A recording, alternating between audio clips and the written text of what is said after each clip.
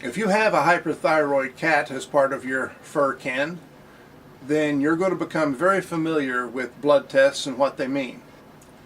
And one of the questions is whether to do in-house testing, which means the blood is tested in the vet's office, or have it sent to an outside lab. Most vets go ahead and send it to an outside lab on a regular basis, but there are a few that will do the testing in-house unless you specify. Now, it's great to have in-house testing in an emergency, and for a lot of things it's fine. But when you're trying to test the cat's T4, nope, forget the in-house testing. And there's two good reasons why. One is that most of the in-house machines have an upper limit, and it's not a very high limit, quite often only up to 8 or 10, which is really still relatively mild hyperthyroidism. And the test just comes back and says greater than 10. And your vet may tell you that, oh, his test came back, off the chart. And that scares you to death when it may mean that it's really not very bad at all. Truth is, you don't know if that means 10.1, 12, 15, 20, and 20 is something that you need to be worried about. The other problem is that even though the machines can be accurate, sometimes they're not. The error rate is higher than if you do an outside lab.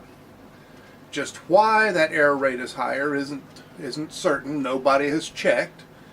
The number one suspicion is that, well, the average vet office is pretty dang busy, and they may not have enough time, or maybe don't have somebody quite good enough to keep the machine calibrated as frequently and as accurately as it needs to be.